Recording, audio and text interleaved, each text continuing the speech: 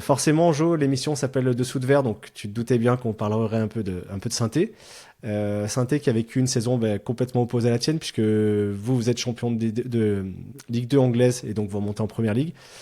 Synthé, au contraire, redescend. Est-ce que tu es toujours aussi attaché à ton club formateur? Est-ce que tu as suivi ce qui s'y est passé depuis un an, que ce soit le rachat par Kilmer et cette année, voilà, assez difficile, compliqué? Bien sûr que tu sais, quand tu as joué pour Saint-Étienne, je pense que surtout quand tu es formé à Saint-Étienne, tu ne peux pas l'oublier. Et on en a parlé aussi encore avec Bafé, avec Dab et avec Ben. C'est vraiment dommage parce que je pense que l'équipe, elle avait vraiment quelque chose de spécial et avec un peu plus de chance, peut-être, ils auraient pu accéder au maintien parce que quand tu fais ce match dans le derby tu marches sur Lyon, tu te dis, ben, finalement, c'est pas si difficile de ça de gagner les matchs à domicile. Et c'est dommage parce que, comme on le sait, dans le maintien, il faut gagner tes matchs à domicile. Mm. Et saint avec les supporters, tu es capable de battre tout le monde. Tu es capable de battre tout le monde quand, quand, quand les deux copes ils poussent, même pour les autres adversaires. Maintenant, avec l'âge, je me rends compte que Geoffroy Guichard, c'est un stade exceptionnel. Pourtant, j'ai été en Allemagne. Et en Allemagne, il s'est réputé pour ses ambiances. Mais t'as aucun club où tu as deux copes qui se répondent l'un à l'autre et qui continuent à t'encourager et qui est toujours plein. Donc, c'est dommage. Maintenant, je pense qu'on, comme tout le monde avec le rachat, on a tous eu peut-être les yeux un peu plus gros que le ventre et on s'est cru un peu sorti d'affaires et on n'aura plus jamais à repartir en Ligue 2. Mais c'est pour ça que je tire mon chapeau aussi à Roland Romeyer et à Bernard Cayazo, mais surtout à Roland Romeyer qui, lui, j'étais le plus proche et qui était toujours avec nous dans le vestiaire à nous encourager après une défaite ou à nous féliciter après une victoire. C'est pas facile quand t'as quelqu'un qui met beaucoup de son temps, de son amour et de son argent. Il a fait quelque chose d'exceptionnel avec Saint-Étienne. Il les a pris en Ligue 2 et les a amenés aux Mm. portes, C'est vrai. et les a amenés pas aux portes de l'Europe, les a amenés En en Europe? Europe. Donc, je sais que souvent on a tendance à dire, oh, le père Romeyer, il aurait dû, mais finalement, je lui tire mon chapeau parce que ce qu'il a fait, c'est pas anodin. Et on voit bien que maintenant, dans le football, c'est pas facile d'avoir du succès. L'équipe, sans doute elle était limitée. Elle a eu le mérite quand même de bagarrer jusqu'au bout. Tu disais tout à l'heure que toi, tu avais plus forcément envie de relever des challenges justement de maintien parce que c'était épuisant. En quoi c'est lourd à porter justement de bagarrer toute une saison pour sauver sa peau? Je l'ai vécu 2 années à Wolfsburg. Je l'ai vécu moins de 6 mois à Bordeaux. Et je peux te dire que c'est plus le même football. C'est plus le même football. C'est presque une psychose. Tu te mets à faire des comptes, à imaginer. Et je pense que dans la vie, imaginer le pire, c'est la pire des choses qui puissent arriver. Imaginer le meilleur, c'est très bien. Ça te pousse, ça te donne des ailes, mais imaginer le pire, tu traînes un boulet, c'est un lourd fardeau.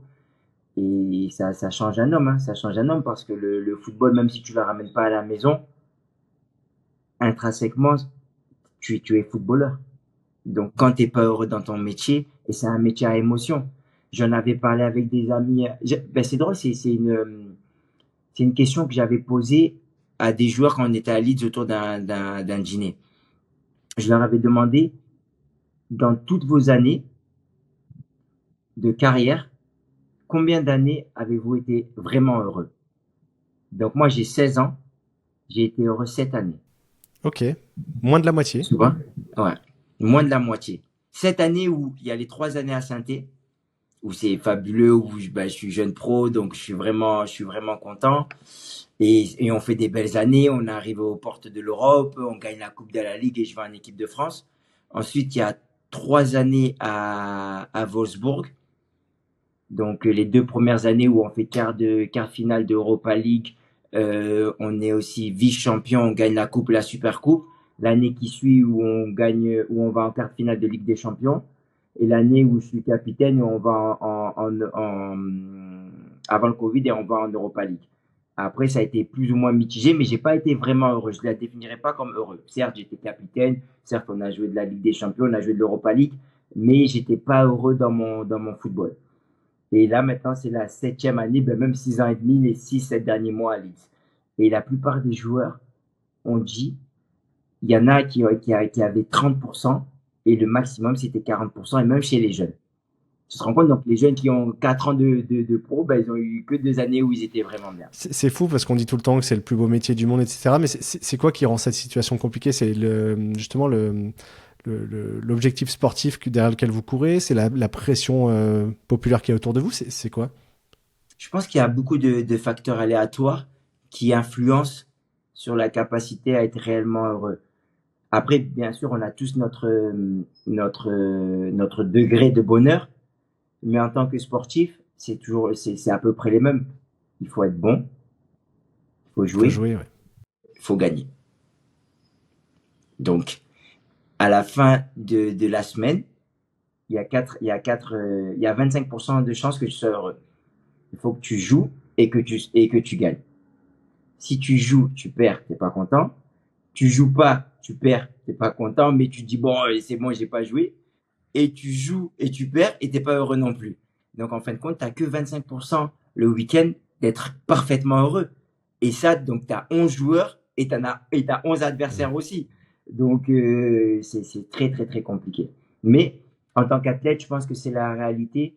Il faut être prêt à souffrir pour toucher des petits moments de summum, d'extase qui font que tu oublies tout. Et je t'ai dit, ces 7 derniers mois, ils ont gommé peut-être aller depuis le Covid, donc peut-être 4 années. Tu te rends compte, donc 4 ans, donc ça fait sur 48 mois, les 7 mois, ben oui, oui, Ouais, c'est ça a bon, tout si tu effacé. veux, je repasse 4 années pour revivre ces 7 mois encore. Donc c'est presque un peu de, oui, c'est aimer la souffrance, l'endurance. C'était une phrase qu'avait dit Arsène Wenger, c'est l'endurance mentale. Ça fait 2 fois que qu'on cite le nom de Bordeaux, où tu as donc joué 6 mois en 2022, conclu par une descente la même année que Saint-Etienne.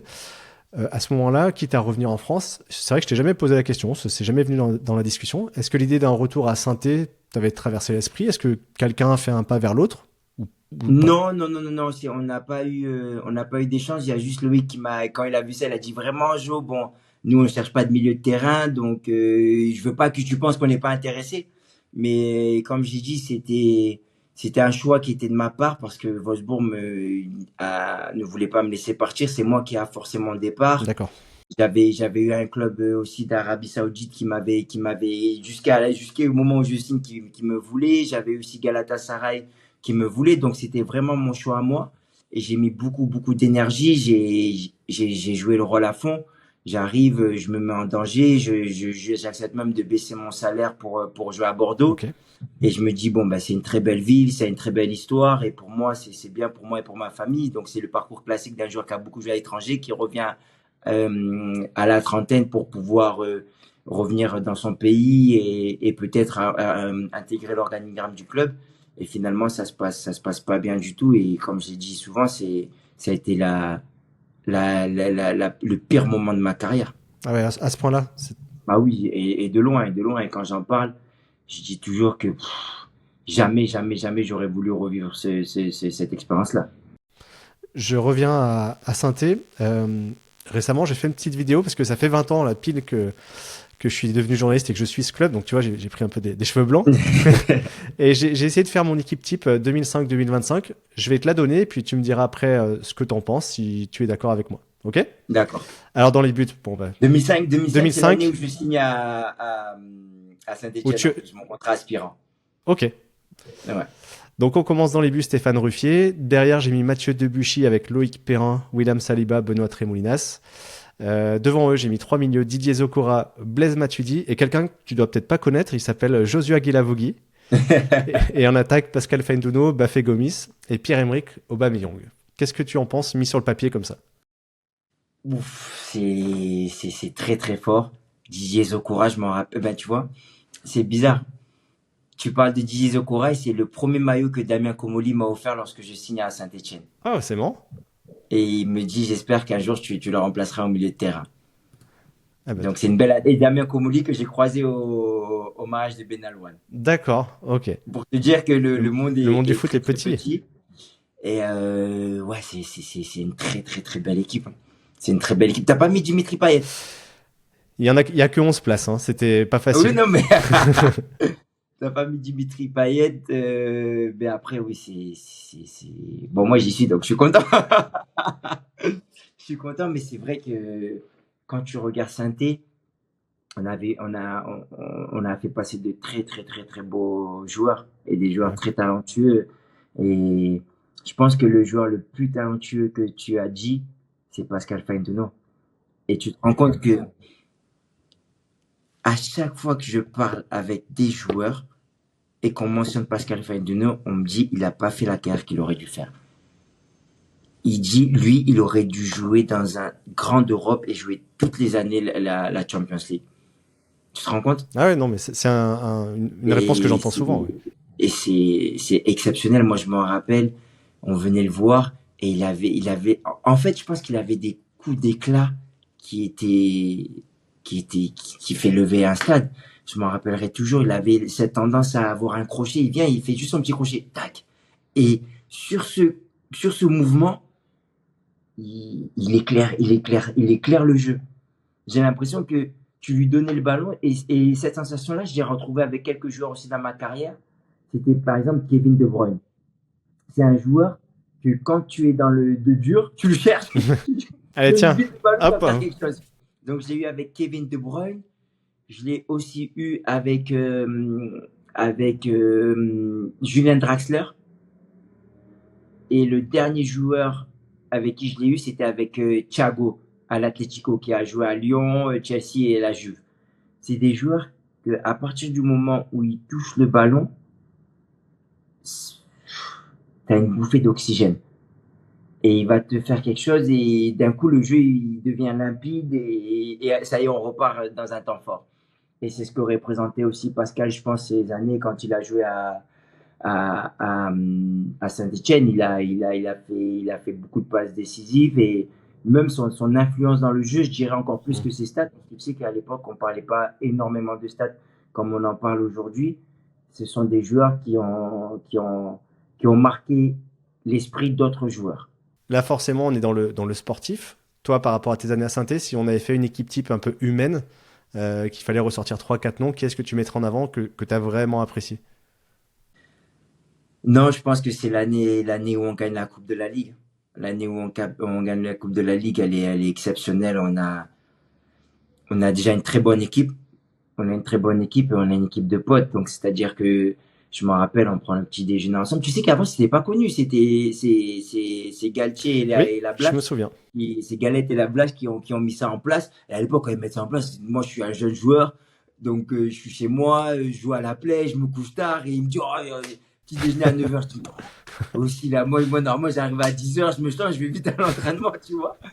Donc, au début, pour les jeunes joueurs, c'était un peu dur. Et après, finalement, on s'est rendu compte que c'était exceptionnel parce que t'arrives à l'avance. Après, je me rappelle, nous, on a le coin un peu des jeunes où on est dans le vestiaire, on parle, on fait du bruit. T'as les moins jeunes qui sont encore jeunes qui jouent à la belote. Donc, en fait, tu crées vraiment un univers où tout le monde vient et tout le monde reste longtemps. Et c'est ça qui a fait notre force, c'est-à-dire qu'on était un groupe où on s'entendait super, super bien. Je m'en rappellerai toujours, il y avait pas de clan. Donc c'est sûr, tu as des affinités, mais t'as pas de clan. Donc c'est-à-dire que il y a que des électrons libres. Dès il y a un petit rassemblement, ben, tout le monde y va. Dès que les anciens jouent à la belote, on vient et on les chambre et tout. Donc c'était vraiment, ils ont réussi vraiment à créer quelque chose et j'ai envie de dire, c'était une famille. Donc cette année-là, le groupe, il était exceptionnel. C'est marrant que tu cites l'anecdote du petit-déj, parce que j'en ai parlé il y a pas longtemps avec des copains, parce que je suis retombé sur des photos des petits déjeuners à l'Etra. Et est-ce que ça passera en 2025? Parce qu'on voyait sur les tables des Frosties, des Miel Pops, plein de céréales très sucrées, ce qui était novateur pour l'époque, hein, de faire un petit déj collectif. Mais aujourd'hui, est-ce que 15 ans après, est-ce que ça passerait? Je pense que ça serait beaucoup plus pointilleux. Beaucoup plus pointilleux. Donc, les miel pop, je pense que c'était ceux de Obama en plus. À chaque fois, il prenait ses miel pop avec son lait. Mais maintenant, ça serait plutôt du muesli ou quelque chose comme Ouais. ça, tu vois. Donc, c'est beaucoup plus pointilleux et on va faire attention au sucre, tout ça. Je pense, à Leeds, par exemple, on avait une nutritionniste H24 avec Ok. nous. Donc, elle voyageait avec nous, celle qui s'occupait des boissons, elle s'occupait de tout. Donc maintenant, le football se tend vraiment vers l'excellence. Donc tu peux pas te permettre de faire ça. Mais je me rappelle de très, très, très beaux souvenirs. Tu parles on a parlé des stats, on a parlé du petit-déj. En 15 ans, toi, tu as vu le foot vraiment changer, non? Avec la vidéo, les médias aussi, les réseaux sociaux. Est-ce que tu arrives à te retourner des fois et à te dire, ah, bah, c'était comme ça quand j'ai démarré, aujourd'hui, c'est totalement autre chose? Même le football en soi, il a changé. C'est vrai, À l'époque, tu n'avais que trois changements. c'est vrai. Et le groupe, je pense que tu pouvais prendre que 18 joueurs. Oui, 18 joueurs. Et des fois, je parle avec des jeunes joueurs, je dis, mais vous savez que moi, quand j'ai commencé le foot, les défenseurs centraux, ils n'avaient pas le droit de rentrer dans la surface de réparation quand quand le gardien faisait un 6 mètres. c'est vrai. Tu te rends compte? Et le coup d'envoi aussi a changé. Le Tu coup étais obligé d'envoi a d'être deux. changé. Et le coup d'envoi a changé. Maintenant, tu as la VAR, tu as beaucoup plus de choses. Et nous, je m'en rappelle à l'époque, quand j'ai commencé le foot, on avait des entraînements sans ballon. Quand on faisait la préparation physique, c'était des fois, on dit, bon, les gars, mettez les chaussures. Et maintenant, tu fais ça, ben, les gars, ils sortiraient même pas au foot, ils sortiraient pas. Je dis, mais non, on n'est pas des robots, on n'est pas des on n'est pas des coureurs de fond ou des athlètes. Donc, tout a changé, tout a changé. Et je sais que pour les jeunes joueurs, ça sera beaucoup plus difficile, ça sera beaucoup plus facile de signer pro, parce que maintenant, c'est du trading. Et je me rappelle, moi, à l'époque, quand tu fais un entraînement chez les pros, ben, tu reviens, t'es la star, tu vois, on fait le repas à 19h, tout le monde se retourne. Oh, alors, il est allé chez les pros, il est allé chez les pros et tout. Moi, je me rappelle, j'y réfléchissais, je dis, mais quand je vais aller voir les pros, est-ce que je dois dire tu, je dois dire vous, je Ah dois oui. les appeler par leur nom de famille, je me rappelle à l'époque, j'avais pas le droit de rentrer et c'est ça ce que j'aime bien dire, je dis, mais moi, à l'époque, j'étais élite, mais j'avais pas le droit de rentrer dans le vestiaire. Donc, j'attendais où il y avait les chaussures. Dès que les joueurs pro ils sortaient, ben, je leur serrais la main. J'allais vite récupérer les ballons et je venais en courant pour vite les rattraper pour pas être en retard à l'entraînement. Et maintenant, tu as des joueurs pro qui signent, qui ont 16 ans et qui s'entraînent déjà avec les pros. Donc, je pense que c'est beaucoup plus facile de jouer et de signer pro, mais de faire carrière, ça sera beaucoup plus difficile parce que il y a, ils n'ont pas connu la CFA. Moi, je me rappelle, on a connu la CFA, on allait jouer à Marseille contre des pères de famille. Et eux, la prime, c'est important parce que ça arrondit les fins de mois et ça permet de remplir le frigo. Tu vois, donc, Ouais. quand tu as 10, 18, 19 ans et que tu as quelqu'un de 35 ans qui dit, oh, j'ai fait attention, sinon aujourd'hui, je te casse la jambe. Faut savoir ça. Non, mais il faut Ouais, ouais, savoir c'est s'affirmer. Il radical. va pas te casser la jambe, mais ça fait partie après Oui. du vice et tout ça. Donc, moi, je suis content d'avoir vécu cette époque-là. Et je pense que aussi les réseaux sociaux, malheureusement, ça va être très difficile pour les jeunes joueurs parce que ils vont, ils veulent tout avoir tout très très vite. Et c'est normal. Je pense que moi, si j'avais été à leur place aussi, j'aurais eu le même rythme de vie, les mêmes envies qu'eux. Mais ils sont aussi soumis à beaucoup plus de pression, on va dire, au niveau des supporters, au niveau des fans et surtout au niveau des personnes qui font des paris parce qu'à la base, il y a des personnes qui jouent qui jouent un peu leur fin de mois en pariant. Et moi, j'ai reçu aussi des fois Ah, quelques ça messages t'est où arrivé. quand tu fais une erreur, ben, il t'a dit, forcément, tu es sur un peu les médias et tu vois, oui, on t'insulte, tu m'as fait perdre 300 euros, et on t'envoie presque l'IBAN, dis rembourse-moi. Et je me rappelle, ça a été très difficile pour certains joueurs à Bordeaux qui, dès que le match était fini, ils allaient sur Twitter, ils tapaient leur nom et leur dièse, on va dire dièse Guy Lavogui, et ils filtraient, et ça, après, tu es dans une psychose. Donc, je pense que les clubs devraient être aussi mettre quelque chose en place. Et j'en ai parlé aussi, c'est drôle, j'en ai parlé avec certains joueurs, jeunes joueurs de Leeds. Et je leur ai dit, est-ce que vous irez voir si le club met en place un psychologue ou un préparateur mental, est-ce que vous irez le voir? Et ils m'ont tous dit oui, pour te dire que eux-mêmes ils subissent cela. Et je pense que comme maintenant on a agrandi un staff technique et le staff médical aussi, il va peut-être falloir ajouter un peu ce domaine-là d'ordre mental pour pouvoir accompagner les joueurs. Ces questions, je les avais pas forcément prévues, mais ça a fait, mine de rien, la transition vers la dernière partie. Euh, on l'a dit, hein, tu as connu la Ligue 1, la Bundesliga, l'Angleterre, il y a eu l'Espagne quelques mois aussi avec l'Atlético. Quand tu te retournes sur ce parcours, qu'est-ce que tu retiens de ce que tu as accompli? Tout d'abord, merci parce que j'ai été amené à voyager. À l'heure d'aujourd'hui, je maîtrise 4 langues. Tu sais, on a beaucoup le dicton, oui, les footballeurs, tout dans les pieds, rien dans la tête. Ben, finalement, j'ai rencontré aussi d'autres joueurs qui sont capables de s'exprimer de partout où ils voyagent dans le monde entier. Donc ça, c'est une des richesses du football. J'ai été amené à découvrir d'autres cultures et surtout, j'ai pu vivre mon rêve. J'ai pu vivre mon rêve, j'ai pu mettre ma famille à l'abri, j'ai pu faire ma fondation. Donc le football, à l'heure d'aujourd'hui, même s'il m'a pris, on va dire, un peu du cartilage dans mon genou, un peu des disques dans mon dos et un peu aussi aux chevilles, il m'a énormément donné et j'en serai pour avis reconnaissant. Donc c'est le plus beau métier du monde. C'est tout simplement le plus beau métier du monde. Tu voyages, tu vis tu vas dans les plus beaux hôtels, tu joues devant des milliers et milliers de spectateurs, tu es capable de bien gagner ta vie, tu es capable de réaliser peut-être le rêve de d'autres personnes qui auraient voulu le faire. Moi, par exemple, je prends l'exemple de mon père. Mon père a toujours rêvé d'être footballeur professionnel et à l'heure d'aujourd'hui, il le vit à travers moi et il le vit aussi à Ton petit travers mon frère? petit frère. Hmm. Et mon petit frère, moi qui, quand je vais aller le voir, maintenant, je touche un peu cette émotion-là de voir quelqu'un de sa famille réussir dans le sport qu'on aime. Et c'est magnifique. Et vraiment, c'est dur, c'est très dur le centre de formation. Je pense que c'est le plus dur pour un footballeur parce que tu dois allier le foot et l'école. T'as pas beaucoup de temps, t'as pas les avantages d'être footballeur professionnel, t'as pas les avantages d'être un jeune adolescent qui a des vacances et qui peut aller sortir avec ses amis et tout. Mais si tu réussis, c'est assez exceptionnel. Donc, tous les jours, je repartirai de la maison de ma famille à 14 ans pour pouvoir poursuivre mon rêve. Ce parcours, on va te souhaiter qu'il se poursuive encore un petit peu. Mais il y a une question que j'aime bien poser, c'est plutôt à des personnes qui ont terminé en général, mais par rapport à tes qualités de départ, est-ce que tu penses que tu as exploité voilà, tout ce potentiel que tu avais en toi et par ton travail aussi, ou tu aurais pu encore aller peut-être un petit peu plus haut? Je pense que à un moment donné, j'aurais pu avoir peut-être un peu plus de sélection en équipe de France A.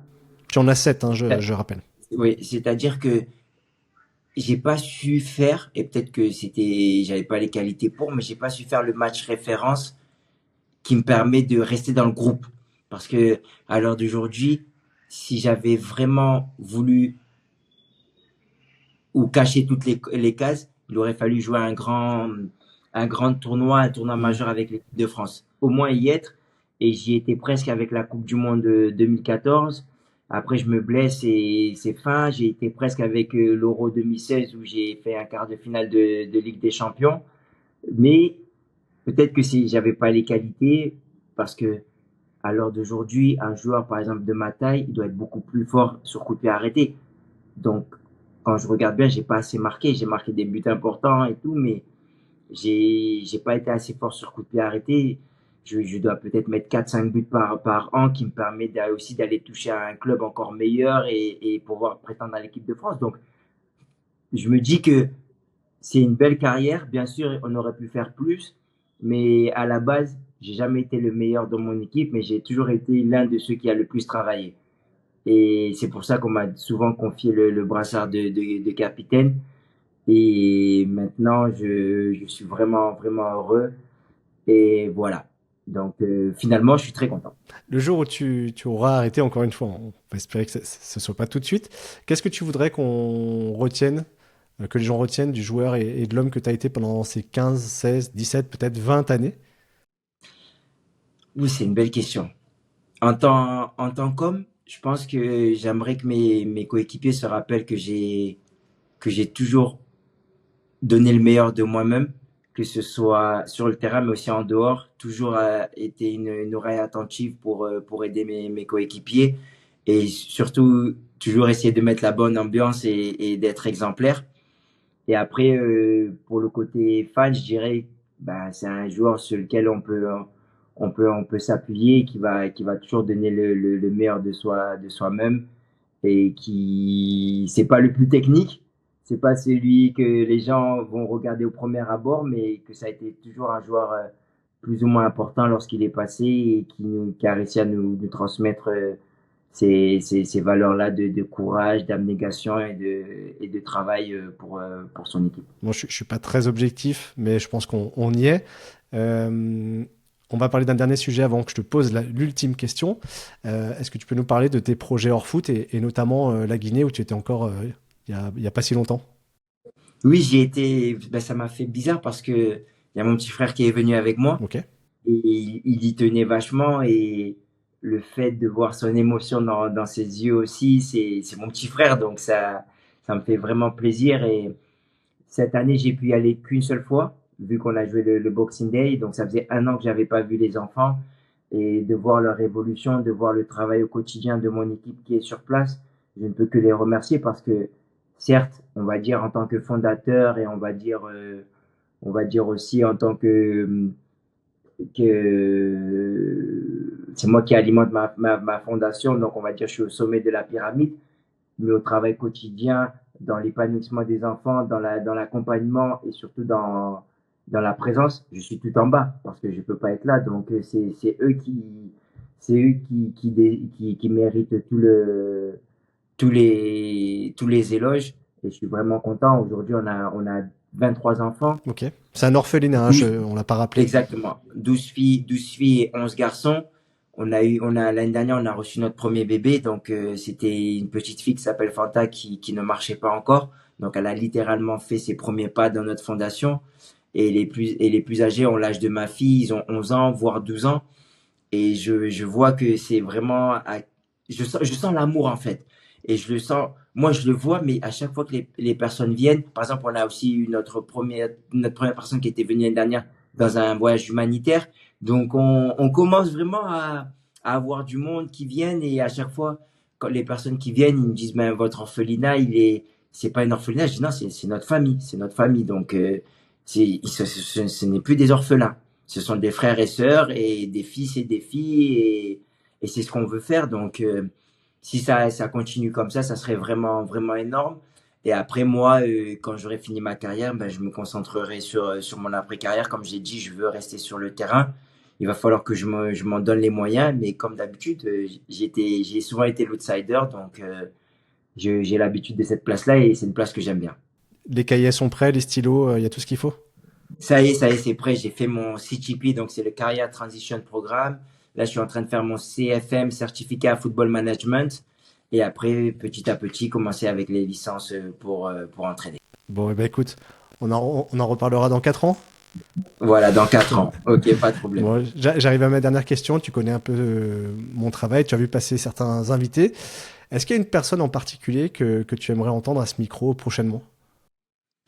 Je pense que je dirais pas Yohan Benalouane, ni Mohamedou Dabo, ni Bafé Gomis, parce que je les connais par cœur et je connais leurs réponses déjà, plus ou moins. Mais j'aurais bien aimé peut-être Max Alain Gradel. Ok, Max Alain Gradel, j'aimerais bien parce que dans ma carrière, j'ai eu trois personnes vraiment qui m'ont marqué, on va dire, au niveau humain, mais pas moi personnellement. Je les appelle les trois soleils. En fait, ce sont des personnes qui viennent et qui illuminent le vestiaire. Et donc, ça a été Max Alain Gradel. Il vient et tout le monde est de bonne humeur parce c'est un soleil. Tu as eu Dante, ok. Dante qui est comme ça aussi. Et le troisième, ça a été Willy Gnonto, qui international italien qui joue à Leeds. Et moi, c'est ce qu'on me...